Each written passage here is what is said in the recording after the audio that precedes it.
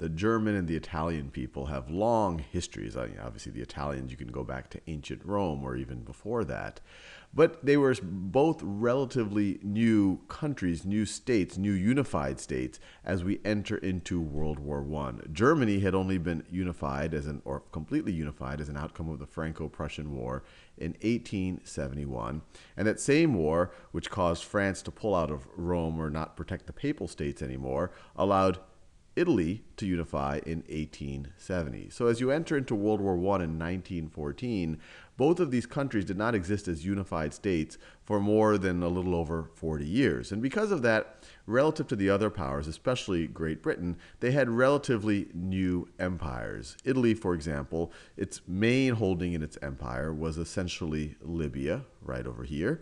Germany had a slightly more extensive empire. It had colonies in Africa, Togoland, which is now known as Togo, Cameroon, German Southwest Africa, now known as Namibia, German East Africa, which is now Tanzania, Rwanda, and Burundi.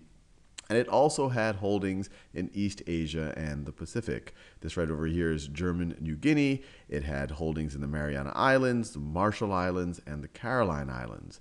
And maybe one of the most interesting and often forgotten, at least by those, I know in my American history classes we never covered it, but it's quite fascinating. It also had holdings in North China right over here. In particular, it had a holding in Tsingtao. And the interesting history here that's related to kind of modern culture is that the Tsingtao beer, which is one of the major beer brands coming out of China, was actually created by German settlers, who Germans have a long history, a long association with beers. And even though this is a Chinese beer, it was actually started by Germans when it was when the colony of Tsingtao, right, which is right over here, was a German possession.